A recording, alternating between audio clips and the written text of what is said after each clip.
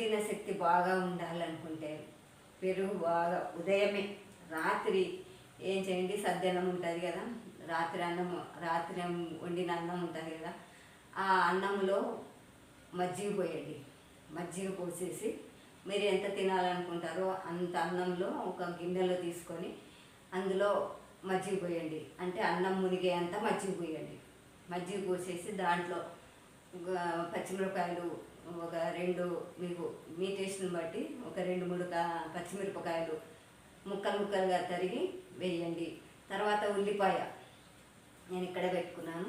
ఉల్లిపాయను కూడా సన్నటి ముక్కలు కోసి అందులో వేయండి. వేసి మీ టేస్ట్కి తగ్గట్టు ఉప్పు వేసుకోండి. కొద్దిగా ఉప్పు వేసి దాన్ని కలిపి మూత పెట్టండి. మూత పెట్టి ఉదయం పూట లేవగానే మనం 7 పూర్వంలో పొలాలకు వెళ్ళేవాళ్ళు 7 గంటలకే తినేసి అది రాత్రి అట్లా తయారు చేసి పెట్టుకుని ఉదయమే అది తినేసి పొలాలకి వెళ్ళిపోయేవాళ్ళు. చాలా ఆరోగ్యంగా ఉండేవాళ్ళండి.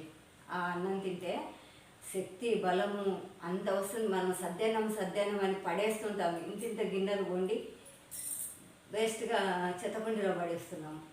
కానీ అప్పట్లో అట్లా కాదు. ఇంత అన్నం మిగిలిన దాంట్లో మజ్జిగ పోసేసి 2 పచ్చిమిరపకాయలు ఇంత ఉల్లిపాయలు తరిగేసి మూత పెట్టేసి పొద్దున్నే కలుపుకొని తినేసి మంచినీళ్ళు తాగి పనులకు వెళ్ళిపోయేవాళ్ళు.